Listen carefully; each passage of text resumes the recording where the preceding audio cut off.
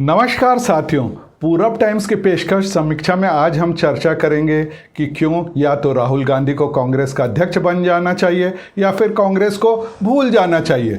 7 अगस्त को कांग्रेस के अंतरिम अध्यक्ष सोनिया गांधी को लिखी गई चिट्ठी में पार्टी के एक समय बेहद प्रभावशाली रहे 23 नेताओं द्वारा एक प्रभावी पूर्णकालिका और दिखने वाले नेतृत्व की मांग की गई। साथ ही पत्र में पार्टी के सभी स्तरों पर चुनाव की भी अपील की गई थी। लेकिन इस पत्र के लीक हो जाने के बाद कांग्रेस पार्टी का एक तबका खुलकर इन नेताओं के खिलाफ उतर आया। 24 अगस्त को कांग्रेस कार्य समिति की बैठक में राहुल सहित अन्य नेताओं ने भी इन कथित असंतुष्ट नेताओं की जमकर आलोचना की।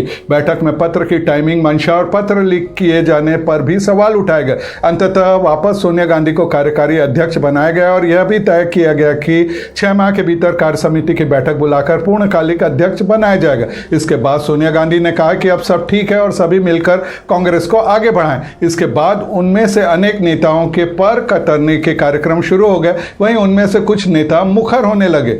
अभी राज्यसभा में कांग्रेस के नेता गुलाम नबी आजाद ने समाचार एजेंसी ANI को दिए इंटरव्यू में कहा कि अगर कांग्रेस में अध्यक्ष पद का चुनाव नहीं हुआ तो पार्टी अगले 50 सालों तक विपक्ष में ही रहेगी। दूसरी ओर अंग्रेजी अखबार हिंदुस्तान टाइम्स को दिए इंटरव्यू में कपिल सिब्बल ने कहा कि कांग्रेस पार्टी को 24/7 यानी 7 दिन 24 घंटों वाला नेतृत्व चाहिए। सिब्बल ने यह भी कहा कि कांग्रेस पार्टी इस समय ऐतिहासिक रूप से निचले स्तर पर है। अब यह प्रश्न सामने आ रहा है कि इन नेताओं को इसकी क्या जरूरत थी।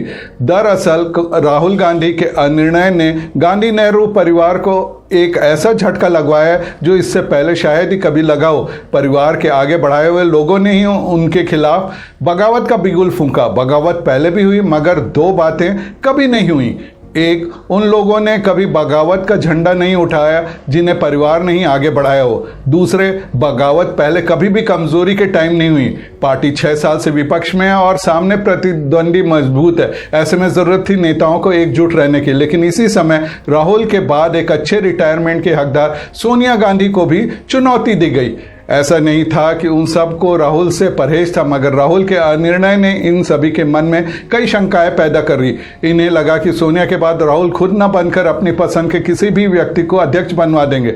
यह बात इन्हें मंजूर नहीं थी। ये चाहते थे कि सोनिया के बाद यदि राहुल खुद नहीं बनते तो उनकी पसंद के किसी व्यक्ति को अध्यक्ष बनना चाहिए या लोकतांत्रिक ढंग से चुनाव होने चाहिए, जैसे कि कोशिश में वे 1 साल पहले थे जिसमें मुकुल वासनिक को अध्यक्ष बनाने की योजना थी। मगर एंड टाइम पर कांग्रेस के दूसरे नेताओं को इसकी भनक पड़ गई और उन्होंने सोनिया को कुछ समय को अध्यक्ष बनने के लिए तैयार कर लिया। सोनिया दूसरी पारी खेलने के लिए कतई इच्छुक नहीं थे, मगर सबके कहने और पार्टी हित में वे मान गई। लेकिन कांग्रेस ने 1 साल में परमानेंट अध्यक्ष बनाने की कोई प्रक्रिया भी शुरू नहीं की। उधर राहुल अपनी व्यक्तिगत बैटिंग तो खूब कर रहे हैं मगर टीम की कमान संभालने को तैयार नहीं थे।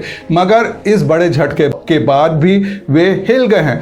अब उनको यह समझना ही होगा कि अगर आपको अपनी मर्जी से पार्टी चलाना है तो यह कांटों का ताज पहनना ही होगा, नहीं तो कभी सिंधिया की, कभी पायलट की और कभी 23 लेटर वॉरियर्स की धमकियां सुनने को तैयार रहना पड़ेगा। कांग्रेस वर्किंग कमेटी में पारित प्रस्ताव को देखकर अब यह लगता है कि राहुल वास्तविकता को समझ गया। प्रस्ताव में कहा गया है कि सोनिया तब तक अध्यक्ष बने रहेगी जब तक अखिल भारतीय कांग्रेस कमेटी का महाधिवेशन बुलाकर नया अध्यक्ष नहीं चुन लिया जाता। यह महाधिवेशन कोरोना से उत्पन्न स्थितियां समाप्त होते तुरंत होगा। साथ ही सबने यह कहा कि CWC ने एक मत से राहुल को अध्यक्ष बनाने की इच्छा जताई है। सबने का मतलब इसमें वे लोग भी शामिल है जो बगावत की मुद्रा में थे। जाहिर है यह प्रस्ताव राहुल की ही जानकारी में बना होगा। वैसे भी CWC की मीटिंग के बाद राहुल समर्थकों की खुशी बता रही थी कि राहुल वापस अध्यक्ष बनने के लिए तैयार होते दिख रहे हैं। अगर ऐसा होता है तो कांग्रेस के लिए अच्छी बात होगी कि उनके यहाँ एक सर्वमान्य पूर्णकालिक अध्यक्ष बना। मगर यह अच्छा तभी होगा जब राहुल बिना देर के अपनी टीम बनाएंगे। इससे पहले जब वे अध्यक्ष रहे तो इस दिशा में कोई काम नहीं किया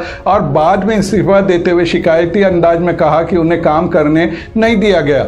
राहुल गांधी चाहे या न चाहे, या तो उन्हें अब पार्टी का नेतृत्व दोबारा संभालना होगा या कांग्रेस को भूल जाना होगा। नहीं तो जैसा कुछ लोग कह रहे थे कि ये 23 नहीं 300 है, तो वह बात सही साबित होने में ज्यादा देर नहीं लगेगी। कांग्रेस के बंटने की एक शुरुआत हो गई है तो वह रुकने का नाम नहीं लेगी। राहुल अथवा प्रियंका को यदि आगे भी कांग्रेस में अपनी आज की हैसियत बरकरार रखनी है तो उन्हें जिम्मेदारी लेनी होगी या फिर पार्टी फोरम को हर तरह से कार्य करने के लिए पूरी तरह स्वतंत्र छोड़ना होगा, वरना कांग्रेस को इससे बदतर स्थिति में जाने से कोई नहीं रोक सकता।